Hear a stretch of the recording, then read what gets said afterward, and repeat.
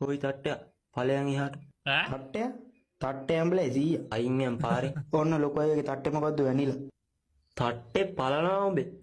ඒක හරි සරල ඩබින්. ඔබ තාම මෙතනද? මොකද බං දූලිය උස්සන්නේ? තොගේ බිත්තර ඔළුව පලනවාමද? පුටා. ඒ ඩබින් කියන සරලයි ඒ. අයියේ රෙදි එලවෙන්න නම් ගහන්න ඩොට්ටු නෑ. අඩෝ හිතලා නෙවෙයි ගෙවි. බුදු අම්බෝ මම යනවා යාපාරෙන්. අයියා පොඩ්ඩක් ජොනිත් වගේ. අඩෝ මල්ලිඹ යනවාද? ජොනි. ඵලයන්. කවුද යකෝ ගෙදර මීයට ගැහුවේ? යා. තව පොඩ්ඩෙන් කන හැටද? උඹ නිකන් පාම්බු දරස් වසන් වගේනේ. දවසයි ඇහැට උල්ලු නම් ඊසි බං. බොකස් එක්ටලා තියෙන යන්න තැනක් නැහනේ. තව පොඩ්ඩෙන් බොක යනවා මෙතන. අඩෝ මල්ලිඹ ඊළඟ ලැට් එකක් නැද්ද බං? මොකෙද්ද බං උඹ? දන්නේ නැත්තම් කියහම මං හොයාගන්නම්.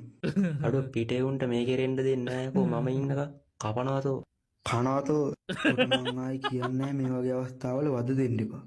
උඹ මට කියන්නේ පිටගංකාරයෝ ඇවිල්ලා මේකේ ඊළ යනකම් බලාගෙන ඉන්න කියලා. එව්වා ඉතින් හන්දේ තමයි. බෑපන් පල්ලෙහාට. ඈ උකා මේ අමාර වඩුව නෙමෙයින් ගහනවා. ටොප් විතරයිනේ කරේ. සද්ද දාලා වෙන්න එපා.